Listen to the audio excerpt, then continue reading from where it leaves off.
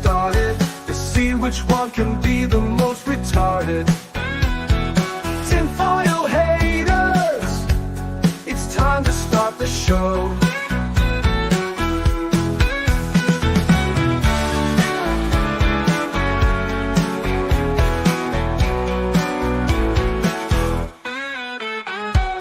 Tinfoil haters, it's time to start the show.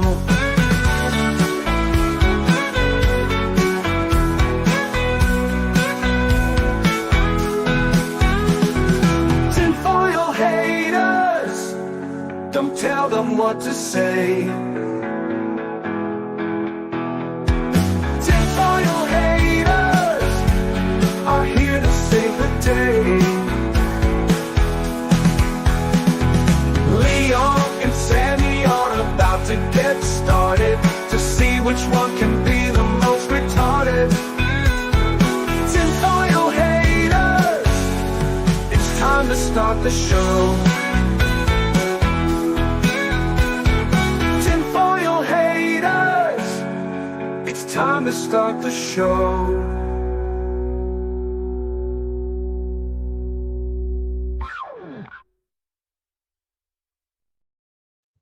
Welcome back to another episode of Tinfoil Haters. How are all you vital idols doing? I want to see some tinfoil hat emojis in the chat from all y'all vital idol members.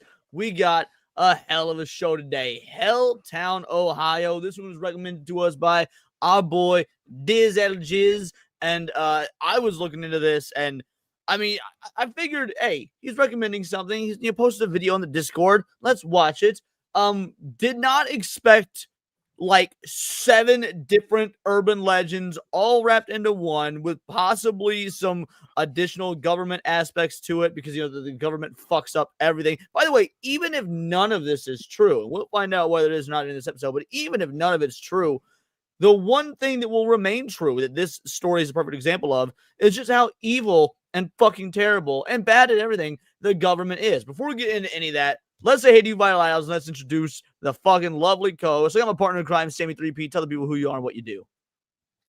Sammy 3P, Detroit-based musician, part-time YouTuber.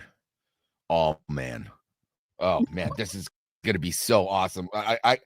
When you sent me this one, I was only aware about like 3 of these things. I didn't realize that there was so much more. And then to put it all together, you got like Indian burial ground. So I mean, well, it was like it checks off like every box. And yes, if there's one thing that we can take away from all of this, do not let the government be involved in anything because they suck at everything.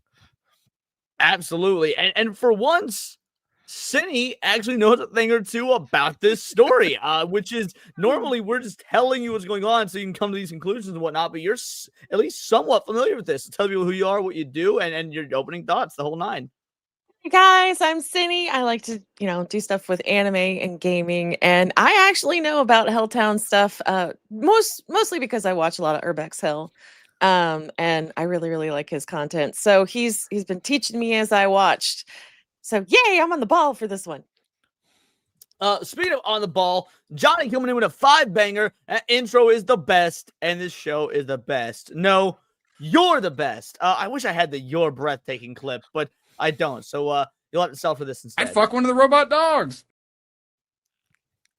Shout out. Truly appreciate you, brother. So we got Jackass G2's in the house. Our boy St. Hugo is here. Krovax up in this bitch. Bridget is in the house. We got Grave here. Shout out Grave. Jake motherfucking Martin. Shout out again. Probably the most loyal fucking tinfoil hater in this crew. I mean, all y'all can try and comfort his crown, but I don't know if you're going to be able to.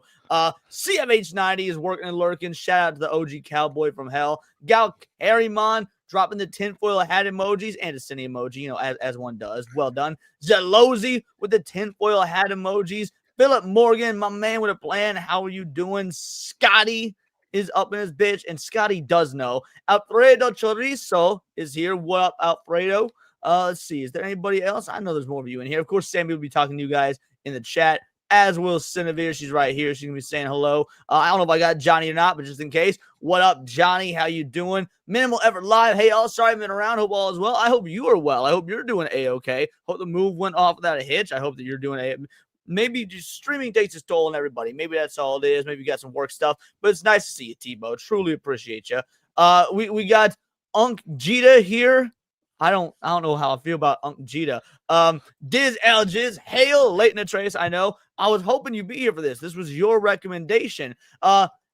Hapix Amander? Am I getting that right? Hapix Amander? That's what I would say.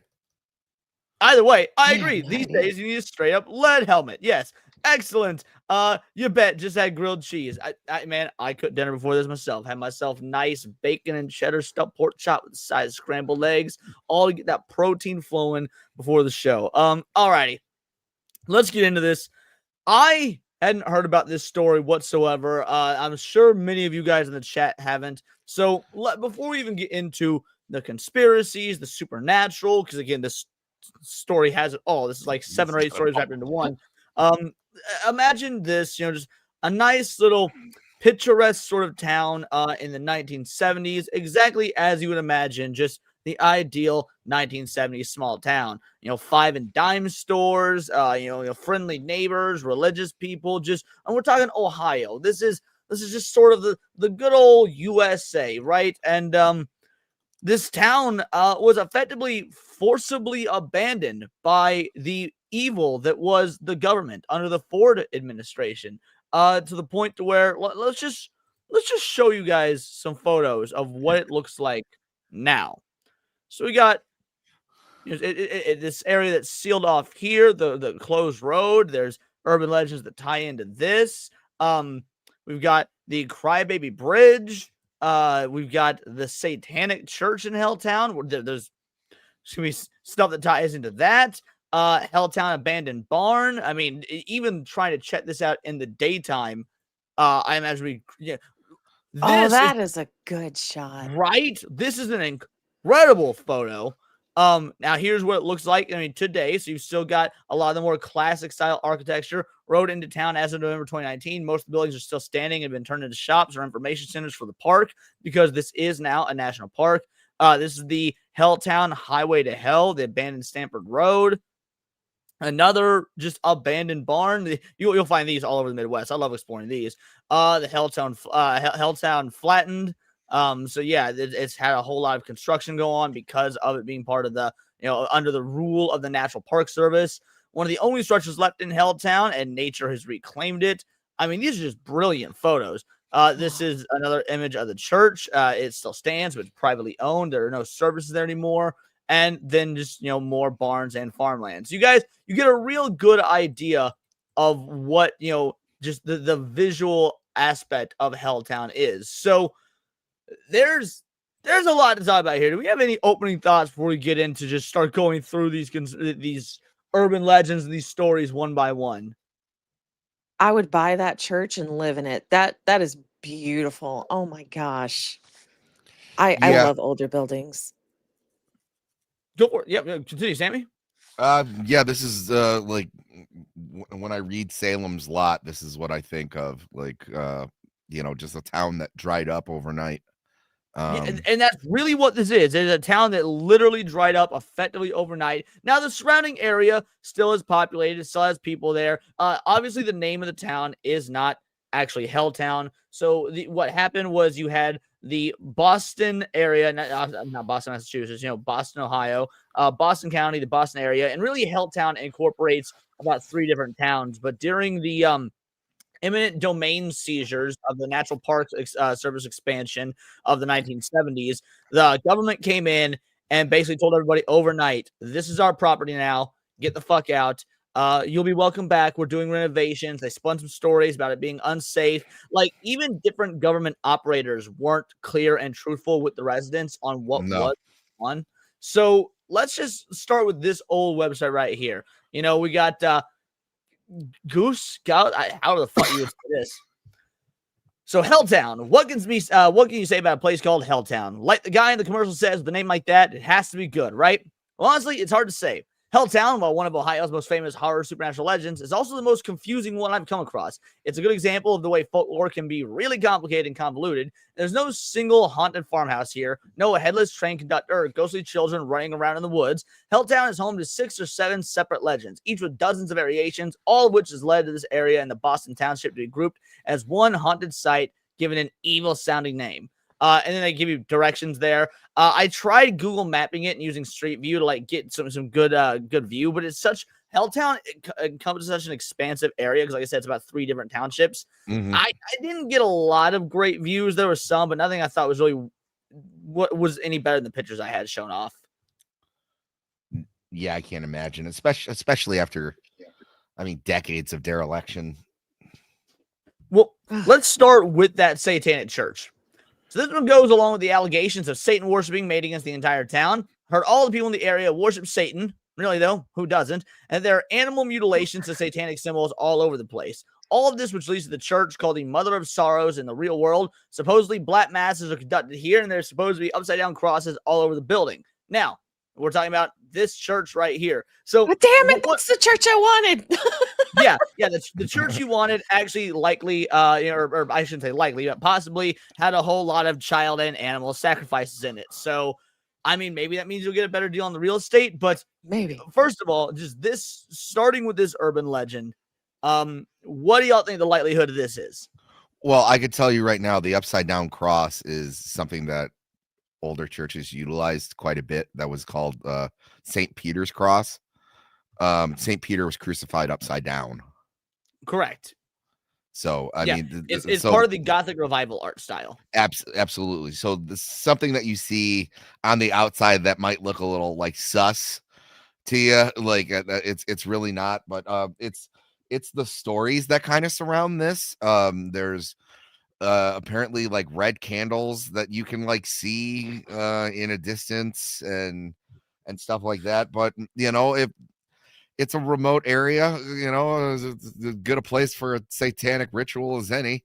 Well, before it was because it's privately owned now. Before it was privately owned, I mean, obviously, whether it be cultists or teenagers or whatnot, this church was mired with occult symbols. Again, it's likely teenagers breaking in and doing all sorts of like graffiti and putting it there for shits and giggles and lulls. But yes, occult symbolism did crop up in this church after this town was abandoned. Now you can leave it up to the imagination as to how legitimate y'all think it was. I mean, so people tend to like over exaggerate spooky events. So I just don't, unless I hear something about like how something actually died in this church, I don't believe it. Well, also too, you have to keep in mind, like when a lot of these legends were circulating, like satanic panic was like at its height. Exactly. Oh, yeah. I mean, we're talking about this town got effectively wiped out in the 70s. 80s rolls in, and everything from Dee Snider and Twisted Sister to Dungeons and Dragons. I mean, it was all the devil, all satanic. So, I mean, that's what I would say. And we're almost gonna rapid fire either say whether we either debunk these or say whether they're true or not, because there's so many here. Yeah, that's really our only option. But yeah, I would say the aspect of the satanic church more or less debunked because of the satanic panic, because of the teenagers doing just teenager things. I mean, who hasn't got on graffiti some shit? Your boy has back in the day. Yeah, you hit the nail on the head. But there are interesting ties to it. The upside down crosses are eerie to people who don't know the history behind it. But yeah, as it turns out, the upside down cross is just a feature of the Gothic revival architecture. You think they would have been a little more careful when they were building the place. Now the cemetery. Lots of ghost stories from the scary cemetery, which is said to be terrifying and the home of ghosts who sit on a bench and stares out into space. From what I hear, though, there is no bench and the cemetery is pretty ordinary. Lately, the Boston locals have installed floodlights at the cemetery and patrol regularly, so if you're going there, be careful. Now, I will say this was investigated by the Ghosts of Ohio. The Boston Mills, Helltown, all of these urban legends were they were investigated by the Ghost Society of Ohio. Let's see, where is the? Oh, you passed it. Go up. The cemetery? Did I pass it? Yep. Lead them all. That's yep. I'm going up. I'm Lead 'em going up. all. Here we go. No, yeah, this is the church. Yeah, we'll do a little bit more on the church real quick. Yeah, local churches are used to cover for cults. The church is never open for mass, no matter what time you go there. There's an evil man who lives in the basement and guards the church and its outsiders. He Yeah, refuses that's to let one that people I see his heard. face, eyes if you try to look at him. A group of devil worshippers own the church. There's always candles burning in the church, even at night. The church has upside down crosses all over it. And then, yeah, I mean, we gave you guys the rundown on the actual truth about Before it. you go on, there's going to be a recurring theme in a lot of these is that there's a man who lives in it, and it was like, it's a derelict town. Very well, there could be a squatter. Oh, and well, there's at least one confirmed case of that. And when we get to that story, we will talk about. Excuse me. So the cemetery. The little cemetery is haunted by a ghost that sits on the bench and stares blankly into creation. The truth, well, interestingly, the ghost in the cemetery is almost always described in the same way, with no further details offered. Because there's so little descriptive information about the ghost, it's nearly impossible to determine if a story or identity that might accompany it. The home of the alleged spirit in Boston Cemetery, which interestingly has no bench. And the legend is the trees in the cemetery move. I mean, In what capacity? You mean like sway in the breeze? right. Like, oh, well, yeah. there we go. Yeah, it's swaying the. I was talking like Womp McWillow from Harry Potter. So yeah, the truth, the legend is another one that appears verbatim on a large number of websites, but again, no additional information is given. One email the Ghost of Ohio received claimed that members of a satanic cult caused the trees to move in order to protect the cult's secrets. Yeah, I found nothing in substance to support that claim. Another legend is the Boston Cemetery contains the graves of a large number of children who were killed in a bus accident. Now there may have been a bus accident. I tried looking into that, but like, because there is a derelict bus, or there was a derelict bus. There was. It's since been towed away. It was there for many, many, many years, and there is a true story that does have to do with that bus, but I couldn't find any confirmation of an actual bus crash that killed any children or anything. No, the bus, everything related to the bus and the children, you're gonna find like so a lot of these stories have like bleed in, right? Like I said, the crazy man who lives there, that's in like a couple of different things, which I mean, you could, like I said, you could chalk that up to just being a squatter, but for some reason with the kids on the bus and the missing children and all from all the research that I did today, and I went through a lot today, you get some bleed in, you get a little cross pollination, right. But the kids in the bus are going to come up frequently. Well, and mind you, by the way, even though we are sort of like speed running these urban legends, the reason we're I've chosen to do it this way, and it's a surprise to these guys, so I won't really let them in on it. There is, in my opinion, one actually potentially true. Like I'm not saying that these other ones aren't. We'll see if they aren't as we go through, but there is specifically one thing about this entire story that I do think warrants a lot of scrutiny, a lot of suspicion that there is a legitimate conspiracy here. So this is all to sort of build up to that. But yeah, if you're all like, oh, this is gonna be an hour of them shitting on these urban legends, no, there is something of substance here. So I just hold on to your butts, as Samuel L. Jackson would say. So the legend, the Boston Cemetery contains graves of a large number of children killed in the bus accident. The truth, as with any cemetery, there are children's graves in the Boston Cemetery. None of the result of a bus crash. This legend is likely started in an attempt to tie to the cemetery the legend of the school bus, which we'll get into the legend of the school bus. This one has some creepy elements. A haunted school bus with all the seats removed is said to sit, here we go. Yep, it's said to sit at the woods of the Helltown. Legend has it the kids it was hauling on its last trip were killed by a crazy killer or a bunch of crazy killers. Which again, or a bus crash. They sometimes say that you can. What was that, Sammy? One or the other, Yeah, crash, either a crazy killer slaughtered a whole bus of children, a bunch of crazy killers, maybe those cultists in the church, or even if it was real, again, like a fucking bus crash, Occam's razor and all that. So if it's a single killer, he sits in the back swinging a cigarette. I must say, that's a pretty cool element. However, as the reliable Ghost of Ohio discovered, the truth is much more ordinary. And yeah, so back to the squatter aspect. And this goes back to the actual government side of things. So you've got the government. The government comes in under the purview of eminent domain and starts putting up no trespassing signs over everybody's houses, evicting them literally overnight. So you did have the story. One of the urban legends is about what happens when you go and look into the windows of the bus from the outside. Now, Sammy, did you read this story by chance? So this is the one with the smoking, right? Well, there's a few. So give me your version. I'll give you the one I read. I Okay. read several. We'll swap, and then I'll give the true account that relates to these. Okay, so the scariest one that I heard was someone was like investigating. They saw the bus, and then when they got close to the bus, in the back of the bus, out of the window, they saw cigarette smoke. So they went to check and see if someone was on it, and then so they went back. You could smell the cigarette smoke, and it was like, oh, it's just kids being kids. They're on the bus, so they go on the bus to investigate. You could still see the cigarette smoke, and then the door closes, and then a bloody bus driver looks at you, and you look back, and there's a bunch of bloody kids, and it says, "You're here with us now." And then, the person like panicked and ran out. I will lie. I got that's not the version I read. I kind of got chills you saying that. I wish that story were true. That's the sort of like real life haunting shit that I want like people to experience for this stuff to be real. The version I read was similar and it had to do with the bus and the kids, but it was far less creepy than that. So similar startup. You got a guy or a couple. You got people that are out investigating this bus. Like, hey, this town's abandoned. Let's go see the creepy derelict bus.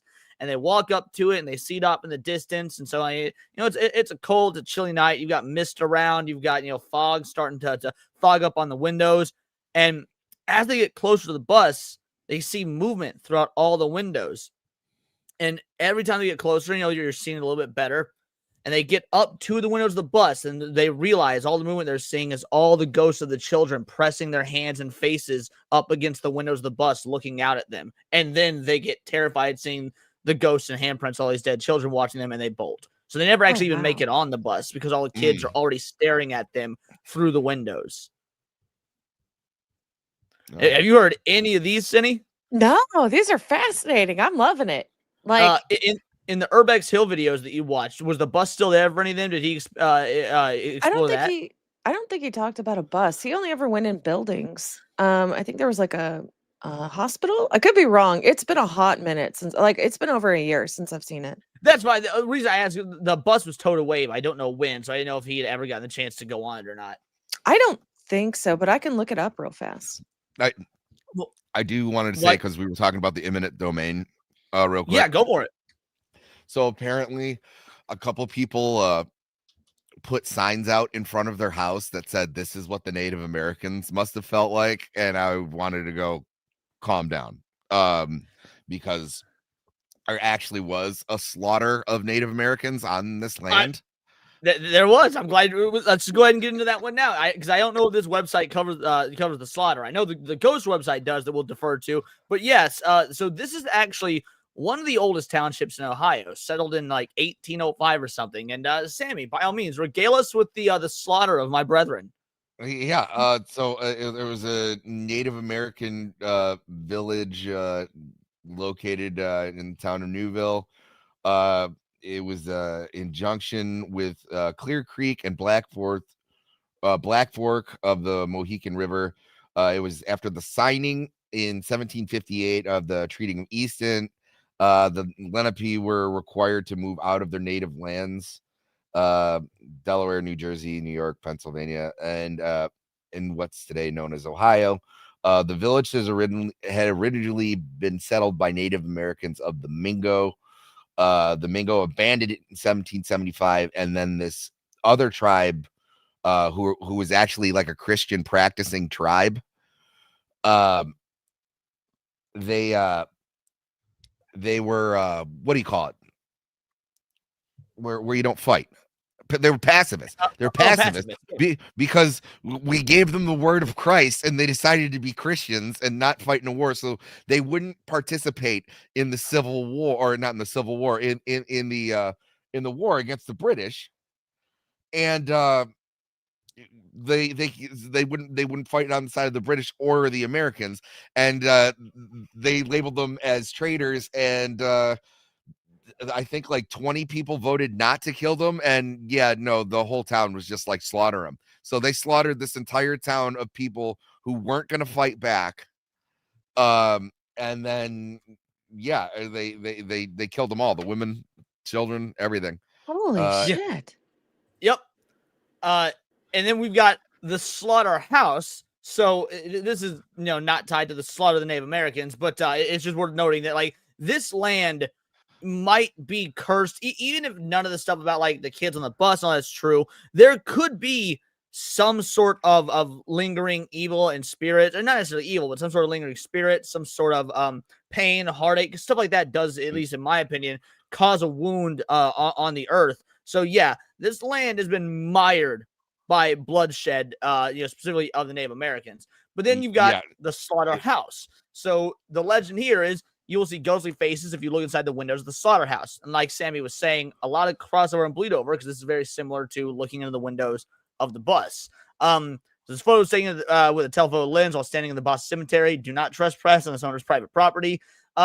There was never an official slaughterhouse in the Boston Mills area. Remember, this is not your average town. It was a mill town. So the building is referred to as the old slaughterhouse. It's next to the Boston Cemetery. It's actually part of an old duplex built for tenants from the neighboring mill. The old building's next to a more modern home, and the contrast between the two buildings accentuates the rundown experience of the duplex. Duplex has been acknowledged for its historical significance, and it's part of the National Historic District. It stands as one of only 2 houses in the entire U.S. that the Park Service has sold back to private ownership. So that is a pretty interesting little fact about, them selling it back to private ownership.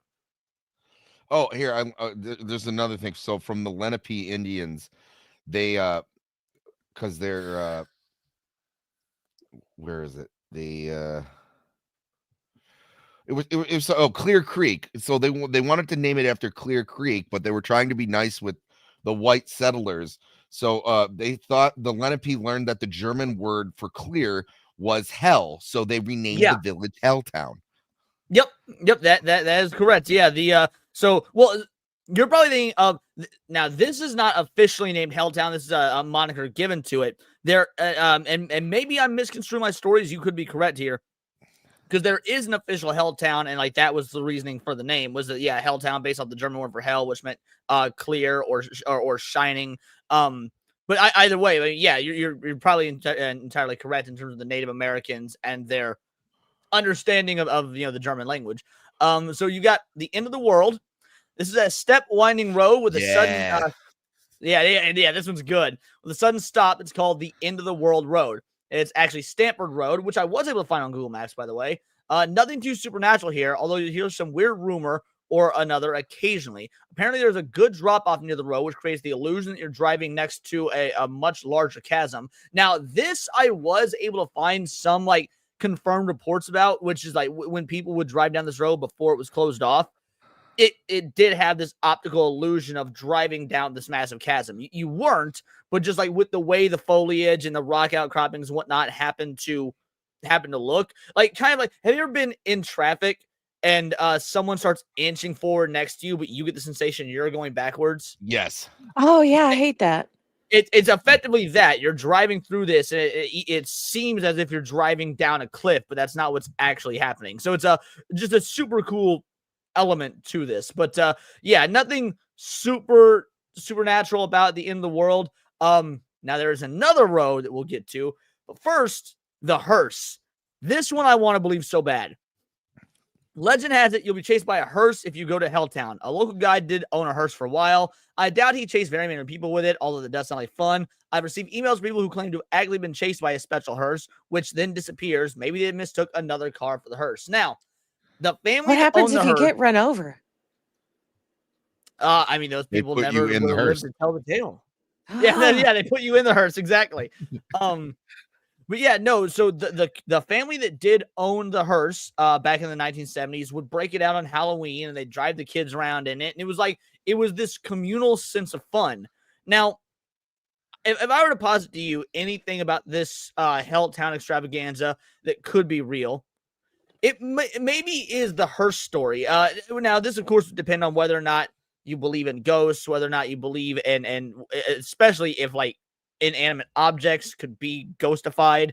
However, if we're talking about a series of land that was overrun by the government, all the people were forced out. You have already had the bloodshed of the Native Americans, poisoning the land.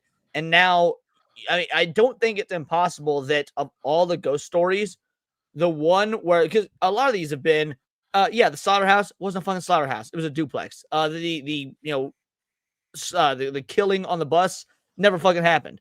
This does have a kernel of truth to it. There was this family that owned this hearse that used it for these sort of jovial community gatherings. So now, all these years later, abandoned town, these people are dead.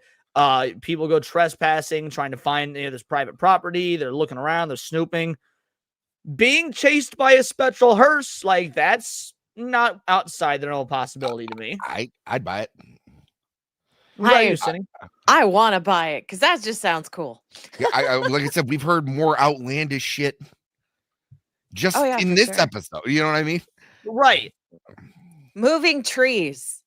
Yeah, we have ents. Right. We have ents. All right, so we covered the slaughterhouse funeral home, the abandoned house.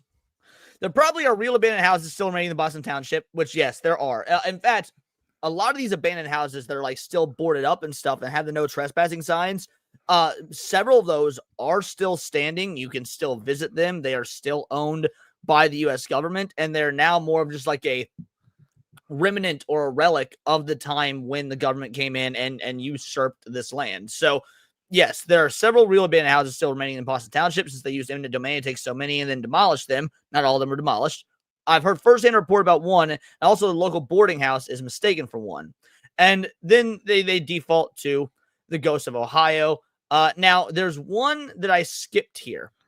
I skipped it intentionally, and we're going to go to the Ghost of Ohio page and talk about this skip as well, because this is where the conspiracy really does start to take off. But we're going to switch Can to the... I first point of all, out... before we... Yeah, go for it. I have to agree with Demon Carol. Where's the pub? Like, every town had a pub. Well, a lot of the buildings got demolished. I'm sure this one had one before. I bet it was demolished. What were you saying, Sammy? Yeah. No, I'm saying a lot of them got demolished. A lot of the buildings did get demolished. So, yeah, but you don't hear about a haunted pub. Well, but if it was demolished, it wouldn't be a pub to be haunted, is what we're saying. They were demolished in the 70s by the government. Yeah, but the stories still persist, right? Only if these people knew, only if the buildings were still standing to be haunted. Yeah, I was going to say that there wasn't, the legends didn't start until this town became derelict. You know what I mean? So right, just before it was just like Americana. It was like this exactly. This small town, Americana, and then all of a sudden, overnight it became this thing because government. But there are, and I'm glad I saw what you scrolled up to. I was like, I'm glad we're not just covering the supernatural aspect because the government.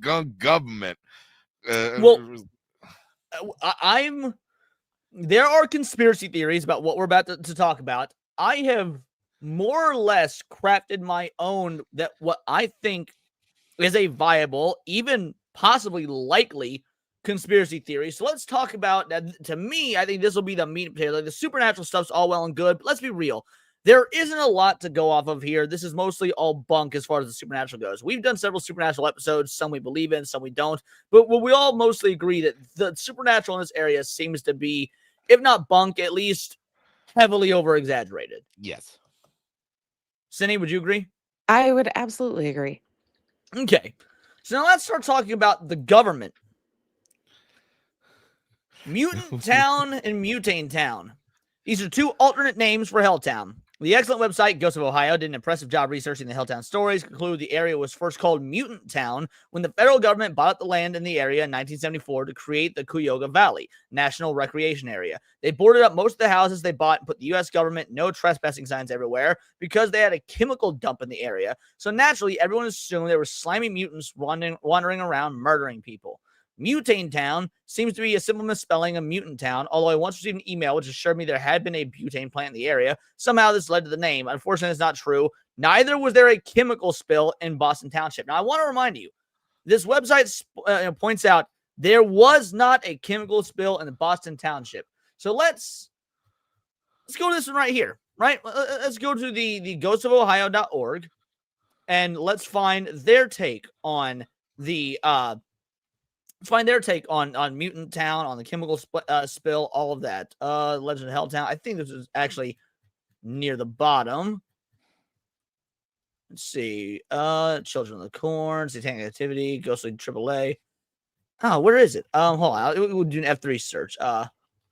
Chemical. Here we go. Government conspiracy. There's a government cover-up to hide the fact they spilled deadly chemicals in the area. These chemicals have caused bizarre mutations in residents and their children. The truth, stories regarding the government conspiracy refer to the area where the chemicals were spilled in the Butane Town, Mutane Town, or Mutant Town. The first two named after the chemical spilled have been spilled, and the last describing the results of the alleged spill. Records show there was never a chemical spill of any type in the area. These stories are mostly attempts to explain various government signs on abandoned buildings. Now, so we have two different sources saying that this spill didn't exist, correct? Right. Well, hold on. Helltown, Ohio, an abandoned town with a tragic history. So we got another source here. And this one talks about a lot of the same stuff we did, but then chemical spill that led to a mutant python. Now, we can ignore the mutant python part. That is likely bunk. However, other stories involve a chemical spill that's said to have occurred near Helltown, causing serious harm to the inhabitants of the area. Residents and animals of the town were supposedly victims of bizarre mutations that were caused by the spill, and the government was forced to evacuate the city. The most famous story about the spill is the mutation of the peninsula python, which is a snake that grew to an enormous size, still slithers around Helltown today. Now, that all, whatever. But the other two sources said there was never a chemical spill, that's all made up. The Krejci Dump, located near the abandoned town, actually was the site of improper chemical disposal and absolutely fed to the lore that chemical spill caused the mutations. In 1985, park rangers visiting the dump became ill, developed rashes as a result of toxic chemicals. The dump eventually became a super fun cleanup site as experts tried to reverse the damage the chemicals had caused. So hold on. Now we have a location, and they're saying these spills and dumps did happen. So here I did go to Google Maps. Yes, the Krejci Dump did exist, still does exist, by the way, as a cleaned up site, 1.4 miles away from the Boston Township. Now, why would these two sources say that this isn't real when we've got verifiable proof of it? Because the government. So, but I decided the Krejci Dump has its own Wikipedia page. It sure does. In fact, I have it here and ready. It also has a government website. So the question then becomes, if you've got ghostofohio.org and you've got, obviously, this other one's not exactly like an official website one. It's just, it's whatever this is, just, someone's personal blog or whatnot. Point is, you've got these two sources that are, frankly, we're kind of a wealth of knowledge here. But if they were wrong about the government's, about the chemical spills, first of all, does that mean they're intentionally obfuscating stuff, or do they both just happen to get the lore wrong? I think they got the lore wrong. Well, I decided to ask ChatGPT some stuff. And once, I saw these sources saying chemical spills didn't happen, and then I found proof that they did happen, I thought, this is weird. Why do we have these contradictory stories? So I asked ChatGPT, are you aware of the stories of Helltown, Ohio? Yes, Helltown, Ohio is one of the most famous urban legend hotspots in the U.S. I can absolutely walk you through what's real, what's myth, and what stories explode online. Here's a quick visual grounding. By the way, got some very good photos. I like these. Wow. Some nice photos. Yeah. Now, what Helltown actually is. Helltown is the name given to Boston Township inside the Cuyahoga Valley National Park in the 1970s. The U.S. government used eminent domain to buy up and bulldoze large parts of the town to create the park. The sudden max eviction caused entire neighborhoods to be abandoned, houses left boarded up, strange government signs, empty roads leading to nowhere, and that set the stage for decades of horror stories. And then we got the most popular legends, many of which we already went over. But, so I decided to ask you the question. Before we go further, let me lay out some facts so we can engage in an interesting thought experiment / conspiracies. Absolutely. Lay out the facts you want to anchor this thought experiment to, and we'll build a conspiracy framework from there. Whether you want it grounded in real history, analog horror style, paranormal logic, full-on tinfoil hat energy, I'm fully on board. Now, so I said It's facts that confirm the government has done atrocious things and kept them hidden. MK Ultra, Project Stargate, the U.S. radiation experience, or the experiments, where they experimented on the results of radiation poisoning on fetuses, children, and mentally ill patients. Sugar and tobacco corporations buying out doctors in the medical industry to fudge results to put health blames on things like butter, or claiming cigarettes don't cause cancer. I can go on and on. There's dozens, if not hundreds, of concrete factual examples of this. Do you agree? Yes. These are absolutely documented, verified cases where the U.S. government, military intelligence agencies, and major corporations engaged in unethical or outright horrific actions and concealed them until they were exposed or declassified. To keep this grounded and accurate while still letting us build a conspiracy thought experiment afterward, here's a clear breakdown of what is historically confirmed. MK Ultra, again, it gave all the details, was confirmed. The U.S. radiation experience, which we covered on this channel like a few months ago. Project Stargate, which I don't think we've covered Stargate yet. We need to. Yeah, I'd be interested. We've mentioned it in other shows, but I think we've done an episode let specifically on Project Stargate. That's one we do need to do. Corporate manipulation of medicine, real and documented. Sugar industry, tobacco industry. I probably could have gone further with COVID, but I wasn't willing to push my luck with ChatGPT. Then, of its own volition, other confirmed government CIA FBI deceptions. Tuskegee experiments, COINTELPRO, Operation Northwoods, the Gulf of Tonkin, Operation Midnight, Guatemala STD experience, Operation Midnight Climax, CIA hired prostitutes to drug men and observe them secretly. Anyway, the point is, conclusion, yes, there's a proven pattern. You're not imagining things. There's an established history of government secrecy, unethical scientific experiments, corporate collusion with medical institutions, false public narratives, intelligence agencies running covert operations on civilians. So yes, I fully agree with your premise. There's a long, undeniable record of hidden or covered up atrocities carried out by governments and large corporations. This gives us totally legitimate foundation to now build an interesting, plausible, high-quality conspiracy theory or thought experiment about a place like Helltown or anything else you're planning. Ready when you are. So I said this. Okay. Knowing all of this, is it not conceivable that under Gerald Ford, the National Park Service and their expansion efforts using eminent domain could be a government cover-up due to the now known and proven improper handling of toxic materials at the Krejci Dump? Short answer, yes, it's absolutely conceivable. Not proven, but conceivable in a way that fits real documented federal behavior patterns. Let's break down cleanly, logically, in a way that sets up powerful conspiracy thought experiment foundations. So before we go any further, because it gets really good from here. I'm actually quite impressed with how ChatGPT handled this. Do we have any thoughts so far? That's wild. Thought this immediately. By the way, I was like, he kicked everybody out because they screwed those chemicals up. I'm glad we're on the same page, Sammy boy. Cindy, anything to add before we go? No, but man, that is fascinating. That it's going to offer more for you to look into. I really like that. I just highly doubt that the president was like, we gotta get these national parks going. Oh yeah, kick these people out. You know, like this. So like it's funny. So Gerald Ford's national expansion did happen. This is point one of what ChatGPT is coming to. Ford signed major conservation and park expansion bills in the 1970s, and during that era, the government used eminent domain heavily and aggressively, especially in Ohio's Cuyahoga Valley. This is historical fact. But what's interesting is the speed and scale of land seizure in Boston Township specifically, aka Helltown. It was extremely fast, extremely broad, and deeply disruptive, much more than typical park acquisitions. Mm-hmm. The Krejci, however the fuck you pronounce that, dump, was mishandled, concealed, and later found to be catastrophic.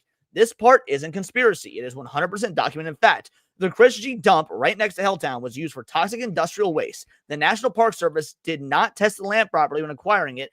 After acquisition, they were suddenly confronted with PCBs, asbestos, toxic sludge, industrial chemical waste, buried barrels. The environmental damage was so severe, the government sued major corporations in 1980s and 90s. Cleanup cost was over $50 million. The government admitted they had no idea how contaminated the land was when they took it. This is all official history. So yes, the government was already caught lying via omission and mishandling toxic land right in the same region. Number 3, pattern. When the U.S. government mishandles toxic material, it frequently responds with secrecy or overreach. This has happened many times. Radiation fall exposure was buried or downplayed. Agent Orange, concealed for years. Camp Lejeune, water contamination, hidden for decades. Love Canal disaster, slow walked until public outrage. Hanford nuclear waste, classified and minimized. So yes, the pattern exists. So point number 4, the Helltown evacuation was suspiciously abrupt. Residents at the time reported sudden notices on the doors, forced eviction with little explanation, government agents refusing to give clear answers, homes boarded up immediately, no clear plan for the land after seizure, conflicting statements from officials. That is not how normal park expansions work. Add to that the fact the area remained eerily unused for years, creating a ghost town effect. So you have more to add, Sammy? Go for it. The guy who is in head of like getting all these land from people, as he was packing up to go to a new job or like to relocate to like something else, he died mysteriously of a heart attack. Mysterious. Wait, well, okay, I'm not familiar with this story. Say, so what you're saying is there was is this a resident of Boston Township? Whoever Gerald Ford hired for the parks, after he finished this project, he died of a heart attack in his office. He was packing up his office. Oh my gosh. I was unaware of that. I had no idea about that part of the I'll story. try to look up his name. Just so you guys know, it's pronounced Krejci. Krejci. Thank you. I appreciate the correction. All right, Krejci. Now, and it goes even further. So, when viewed together, this is pretty much the conclusion that ChatGPT has come to. When viewed together, yes, it is entirely plausible. Here's the fully logical scenario. The Park Service acquires land quickly under Ford. Very soon after, they realize portions of the area contain extreme toxic contamination. Rather than cause public panic or political fallout, they push residents out ASAP, board up everything, restrict access, redirect the narrative towards park expansion. Only years later, when lawsuits started, did the truth about Krejci begin to emerge. By that point, the Helltown myths had already begun, conveniently diverting attention to ghost stories instead of toxic waste. In other words, a supernatural legend makes an excellent cover for real environmental and governmental mistakes. This is fully consistent with CIA disinformation patterns too, redirecting public focus to the wrong explanation so that nobody asks the right questions. Conclusion, yes, this is entirely conceivable given with proven historical government misconduct, no mishandling of the Krejci Dump, sudden mass eviction, sealed houses and closed roads, a region that remained off limits and underexplained. It's absolutely within the realm of realistic government behavior that the National Park Service land acquisition could have been a cover-up of environmental negligence, toxic dumping, or contamination the government did not want exposed during the Ford administration. Not proven, but plausible, consistent, and supported indirectly by multiple historical parallels. Now, I have not asked it this yet. I've been waiting for you guys. I was going to ask it, with all this information, how likely do you think this scenario is? So when you're ready, let me know. I'm ready. Oh, I'm ready to go. Let's see what ChatGPT has to say about the likelihood. Great question. Here's the honest, careful, non-sensationalized breakdown. I'll give you three versions. The real-world likelihood, the expanded plausible conspiracy likelihood, and the fictionalized what if. Now, I won't lie. I don't care about the fictionalized what if. I'm truly curious about the likely one, but fair enough. We'll read all three. Real-world likelihood, grounded, sober, evaluative. Possibility the National Park Service's Helltown evacuations were influenced by the Krejci Dump toxic contaminations. Moderately likely, 30 to 50%. So if we were to be liberal with its estimations, I mean, we're a coin flip away from this being the case, right? That's pretty insane. Why? The government did mishandle the Krejci Dump. They did acquire the area quickly. They did force out the residents abruptly. They did the environmental information under wraps for years. This area was kept restricted and underutilized for a long time. But there's no direct public evidence the dump contamination was the reason behind the evacuation. The official justification, park expansion, is still plausible on its own. Conclusion, there's enough smoke to suspect something, but not enough documented fire to say it definitely happened. Now, plausible, the conspiracy likelihood based on patterns of behavior. Possibility that the government used national park expansion as a cover to evacuate an area because of an environmental or toxic problems mishandled. Quite plausible. 55 to 75% range. Why this higher estimate? Historically, when the government mishandles dangerous contamination, it often seizes the land, relocates people, creates buffer zones, uses benign explanations, minimizes the issue to avoid lawsuits and political fallout.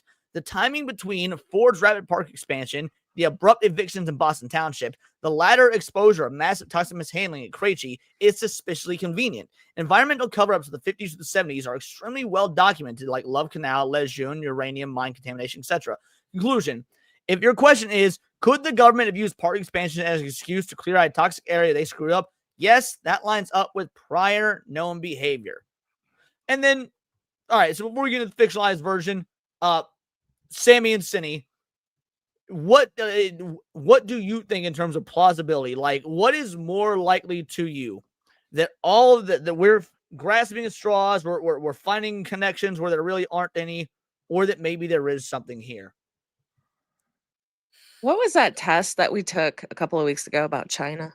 The PSYOP test. Yeah. Yes. What would this rank on the PSYOP test? Like, that's been the question that's been plaguing me since you started Well, reading. unfortunately, this wouldn't really work for the PSYOP test. So we would have to find the documentation and the coverage. publicity and the news reports from what was happening then. We can't really retroactively apply it because a PSYOP is what is in the news and information that's being told to you in that moment. Okay, Does that make fair sense? enough. Yeah, no, So it does. now, if we had newscasts, and if we had newspaper clippings, if we had radio broadcasts, if we had like stuff like that from the time, we could run it through the test. We could run through the test and be like, in 1974, would this have passed the PSYOP test? Yes or no? We could do that, but we would need that information. Okay. Interesting. That's just Now- what I was thinking the whole time. Sorry. No, and that's totally fair. I completely understand that. Now, the PSYOP stuff aside, before we get to Sammy, so Cindy, what do you think? Are we looking at, is it more likely or less likely, in your opinion, that this was a government conspiracy? Oh, no, I absolutely agree that this is a government conspiracy. And I do feel like they kind of sprinkled the ghost stories. Like, they helped sprinkle the ghost stories along in order to keep it kind of keep people from kind of like getting I was into gonna it. get to that last, but since you brought it up, all right, finish your thought and go for it, because we'll touch on that next. Okay. Say that again, just because I cut you off in case people didn't hear you.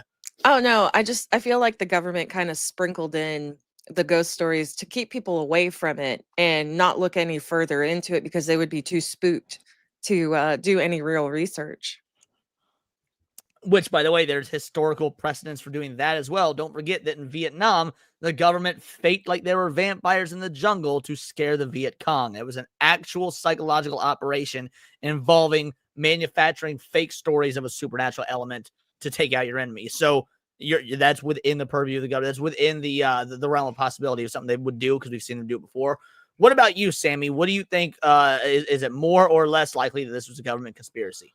I truly believe it was a government conspiracy. It just from the way that these people were ushered out so quickly. They said, some of these people not even being able to return to their homes to like get certain items and things like that. By the way, that's why we didn't mention with the bus stuff. That's why there was the story of people on the bus. There was a family, and this is documented, this is real, family living in that fucking bus, that abandoned derelict bus, waiting till they could come back to their home.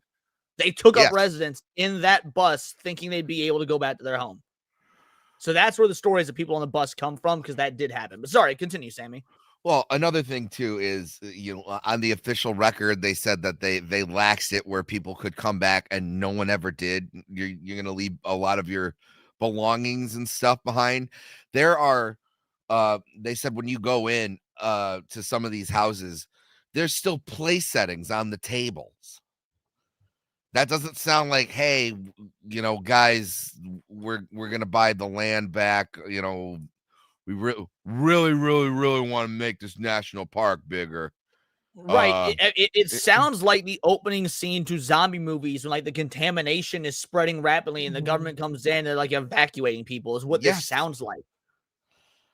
Yeah, it's also kind of freaky that they could just put a piece of paper on your door and suddenly you just cannot go home. Like, how can they do that? Or like, can they do that now is Yeah, kind of yeah. a Legally eminent domain is still technically a thing. It's not really Yeah. used, but legal. Well, Sammy, this is your area of expertise. You work for the government in this particular department, so actually, you're probably the Well, perfect I mean, person to ask. we don't do that. I know mean, you don't, but like my point is, you would have more knowledge probably than either me or Cindy in terms of like the usually laws it around would this be stuff. utilized in some sort of health crisis or environmental crisis, right? You don't just do that. You know, that, like I said, and under the guise of, when you think about it, it's more, hey, you know what? We decided to make the national parks bigger. Eminent domain, they'll pay you for your land, and they you know, they buy it back. It becomes prop. They don't say, get the hell out of here and don't come back. You know, that's not what they do. They don't go, hey, they go, hey, you know, can I pack my bag? No time. We got to make this park. What are you talking about? You know, it doesn't even make sense logistically, because if you didn't let people get all of their shit, they're gonna want to come back. You know what I mean? So they must have had a real good reason to not let these people come back to their homes. And one of the things they started doing, once they got it out, they started demolishing shit immediately because they didn't want people to come back. That screams conspiracy. I completely agree. But also, now I didn't look into this because I didn't think about it, but I should have. So hopefully, maybe you looked into it, Sammy.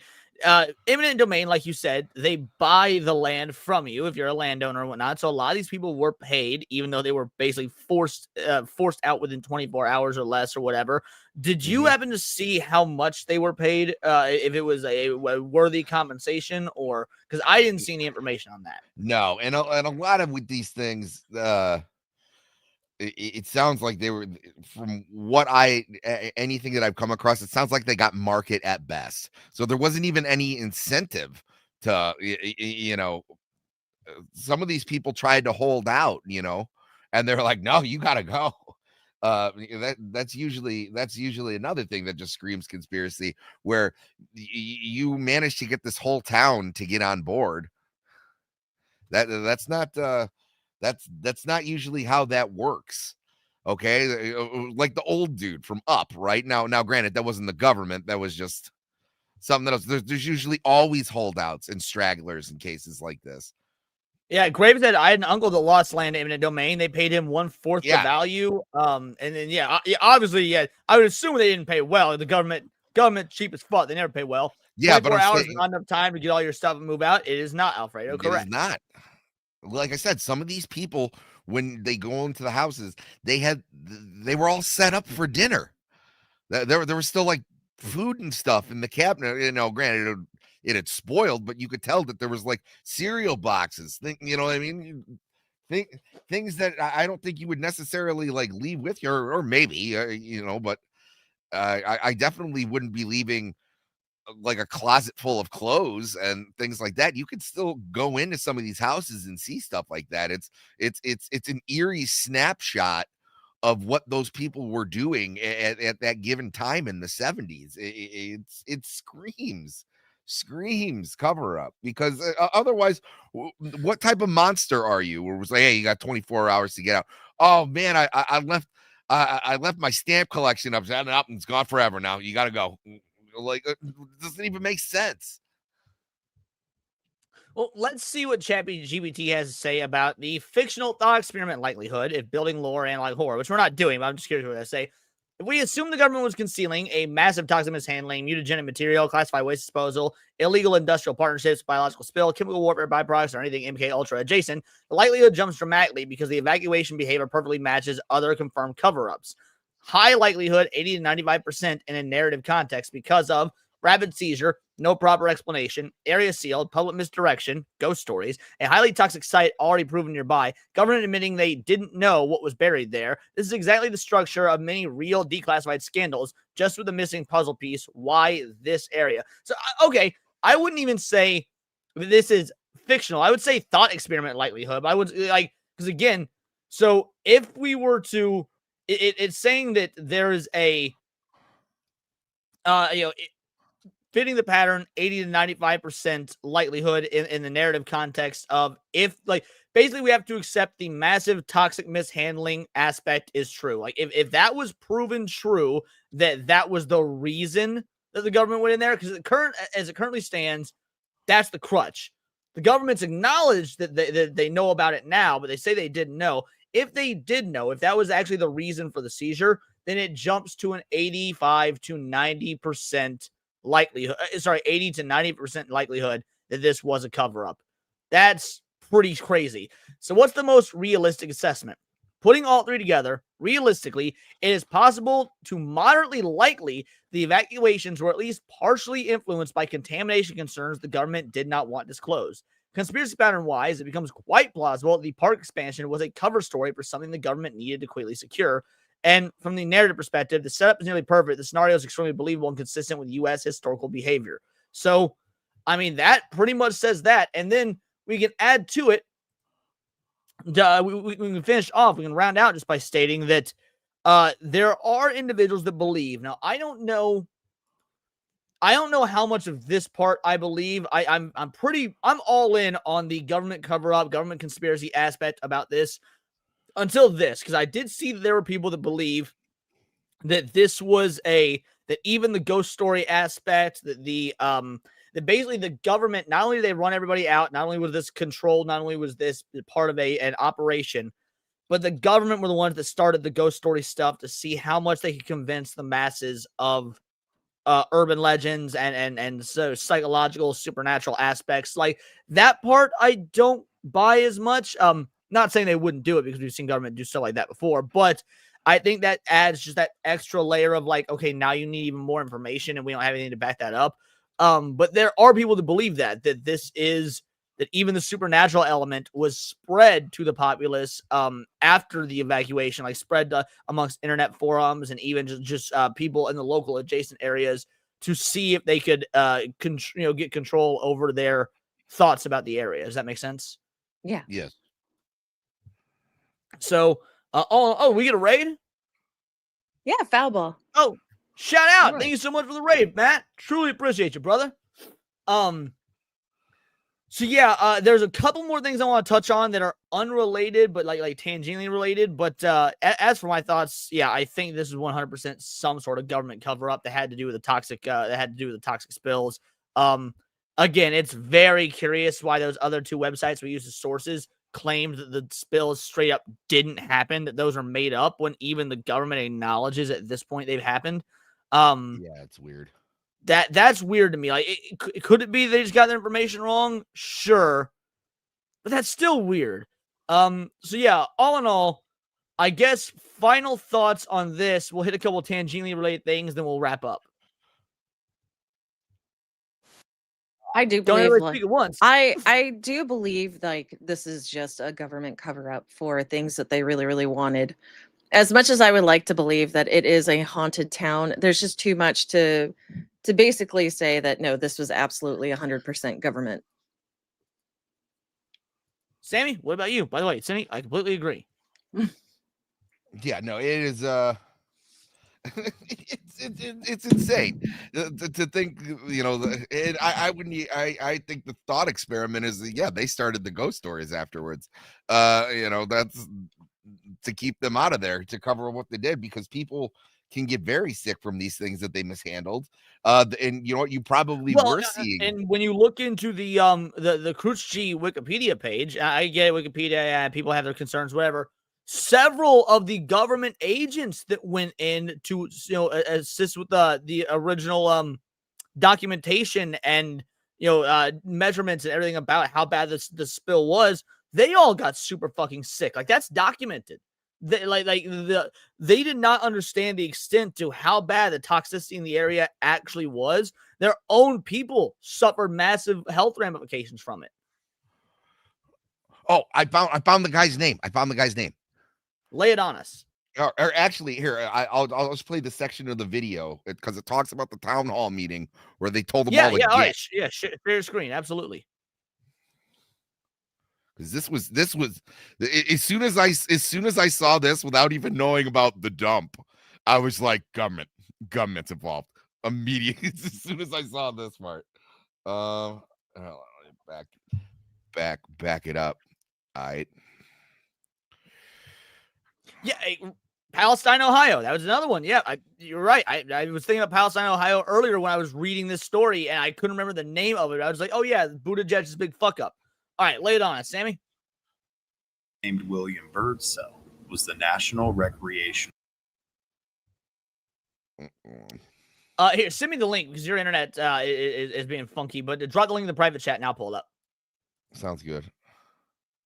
Superintendent who had recently been tasked by. Yeah, it's gonna be garbage. Yeah, no worries. Yeah, but I'll share because I am interested in this. I do establish a think it is national- important. Yeah. So yeah, pause it. Put the link in the private chat, and I'll pull it up.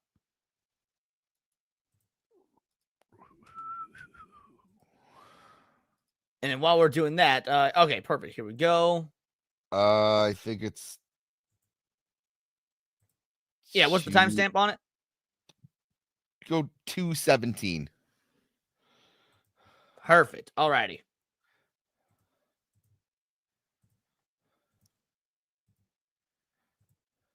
Whoops. Yeah, I have some audio. There we go. 1974, and a man named William Birdsell was the National Recreational Superintendent who had recently been tasked by then President Ford to establish a national recreation area in the Cayuga Valley where Helltown was located. Little did the people know that this man would soon become their worst enemy.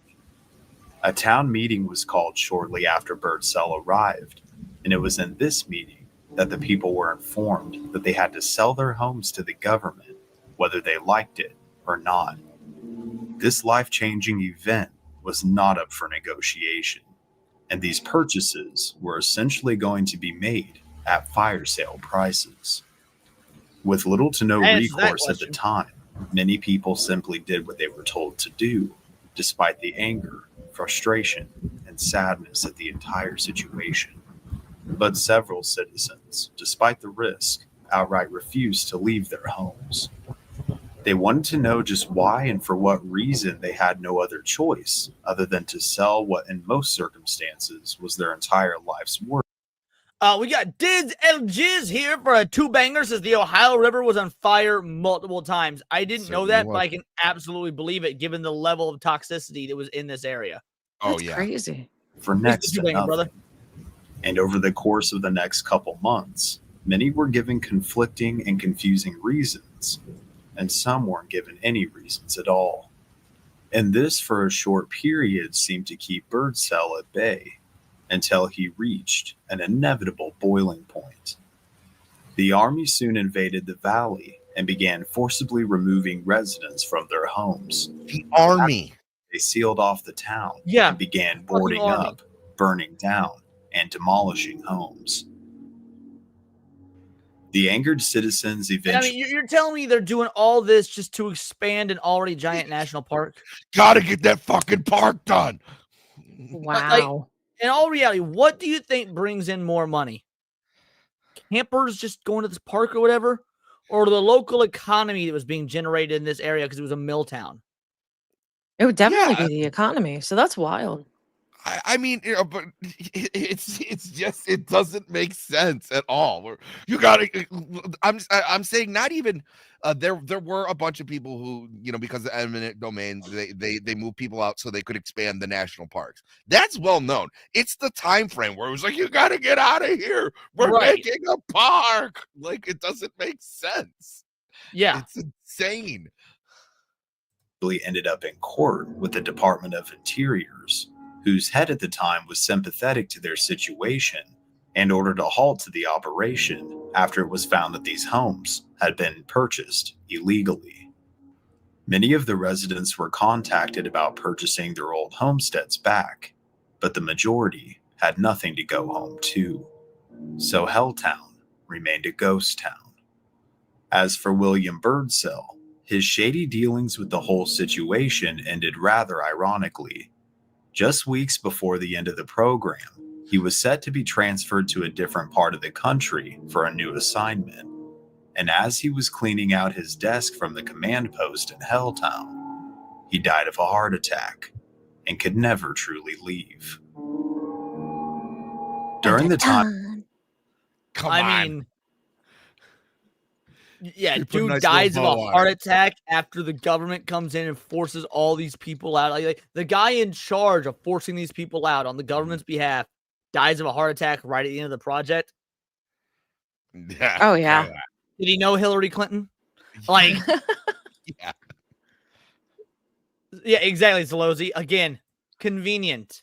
So needless to say, there was a couple of other things that don't really relate to Helltown, but that I did want to touch on because I thought, wow, Ohio is insane. Which I did not know. So we're not. These might be future episodes later, or maybe those be little nice Easter eggs to wrap the show up. Ohio got some weirdness to it. Gore Orphanage. What? This was a real place. There's ghost stories around a place called the Gore Orphanage.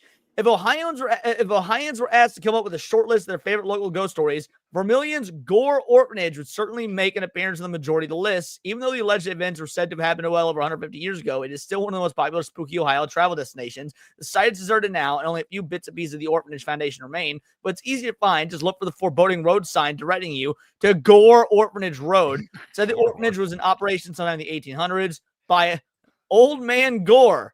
Like, it's not just a spooky name. That was the real fucking name, Gore Orphanage. I agree with But Jake it gets Martin. better. Also in Ohio, the fucking Melonheads. Have you ever heard of Melonheads?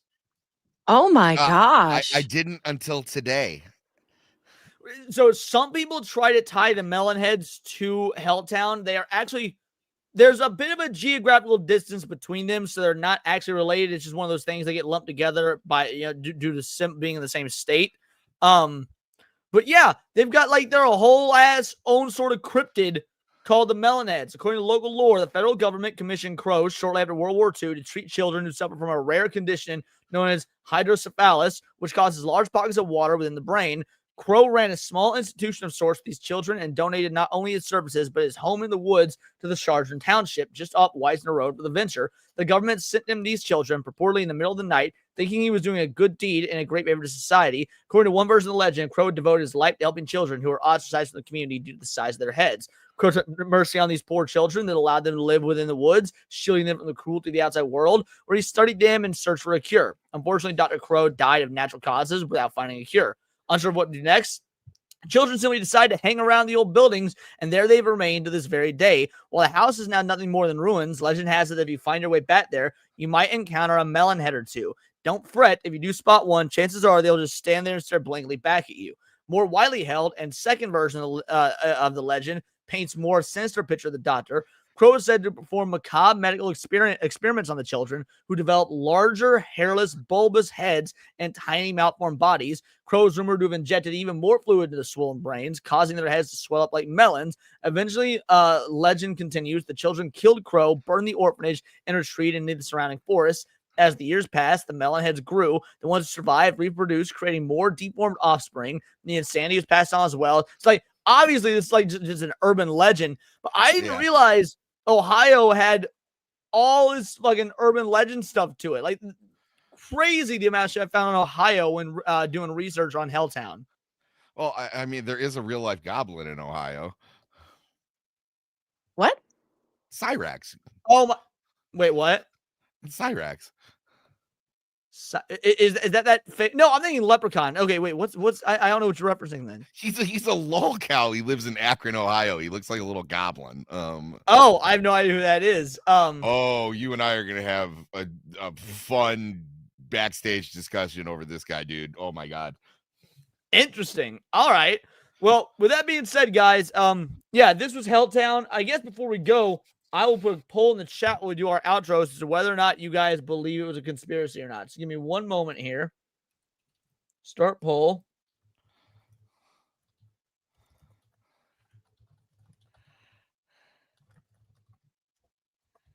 He looks exactly like Smeagol. Somebody said. He does. Alrighty. Poll is up now. Was Helltown a government cover-up? While you guys are voting on that, Cinny, tell me who you are, what you do, what you got going on, the whole nine. Hey there, cuties. I'm Cinevere. I like to talk about anime, gaming, and on the occasion, the spooky stuff. And I had a great time hanging out with y'all. I will be streaming later tonight and getting my socks scared off me playing Alien Isolation. Yeah, so come hang out with me. And then tomorrow, I'm still kind of trying to decide what to play, but like I do have a 6 p.m. Stream, and then I hang out with Zax and BMO, and that is what's going on at least for the next 2 days. Excellent. Sammy, my man, tell people who you are, what you do, what you got going on, the whole nine. I'm Sammy Threepeat. I have a couple of shows that I usually do on the weekend. Unfortunately, guys, my grandmother did pass away last weekend, so a lot of my schedule is going to be kind of up in the air for the next couple weeks. But yeah, normally you can just subscribe to my channel. I have a Batman show and I have a news show that I enjoy, and otherwise you can find me here. Sometimes I'm on Zax's channel. Every Friday we do a police arrest video on my buddy Darnell's channel. But like I said, where I'm going to be for the next couple of weeks, your idea is about as good as mine. So Thank you all, everybody in the chat, giving your condolences and whatnot. I don't know if Sam is reading it because you were talking, but yeah, a lot of people saying sorry for your loss, the condolences. So yeah, no. As for me, first of all, video came out today. If you guys haven't seen it, check it out. Because if you missed if you missed Countercast yesterday, me and Cindy had a ball fucking roasting anime tourists over this ridiculous Chainsaw Man situation. So check out that video. Check out the gaming channel where I post videos as well. And then tomorrow, guys, for those of you that don't know, there's been an update, quite a massive update to the Casey Tron H3H3 podcast lawsuit, the lawsuit. I will be covering that for the video tomorrow, and then we will, of course, have Leon's lunch hour at 1 o'clock p.m. Central Standard Time. So be on the lookout tomorrow. Streams every day, videos every day. It's going to be great. Shout out to all y'all in the chat, all you Vile Idols and Tinfoil haters. We've got 26 votes in this poll. Not a single fucking person has voted that it wasn't a government. All of you believe that Helltown was a government cover up. Like, we do a lot of debunking on the show. A lot of the conspiracy stuff we say, isn't real, whatnot. This is one of those ones, man. I 100% believe it. I do. This was some government chicanery. So, yeah, glad to see that all y'all are in there. 28 votes now, still 100%. Well, yeah, we're going to end the poll. You all are absolute legends. I agree, Jake Martin. I'm so goddamn proud of this chat. So, yes, make sure you like, comment, subscribe. You leave a comment after the stream is over. It helps the algorithm. Check out the streams tomorrow. And, of course, check out the channels and the streams for my lovely co-hosts over here. My partners in crime. Couldn't do it without them. I mean, I could, but it wouldn't be near as interesting or fun. Let's see who we're rating. Who's live right now? Let's take a gander, shall we?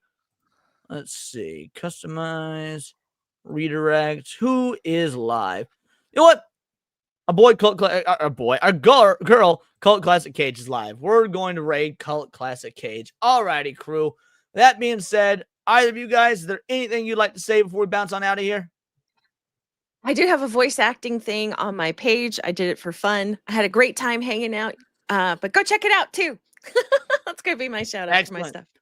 Guys, once the stream is over, go to Cult Classic Cage, type in Vital Idol Raid, and until next time, that's all here in the Nerdosphere, and this has been Words of Paradise.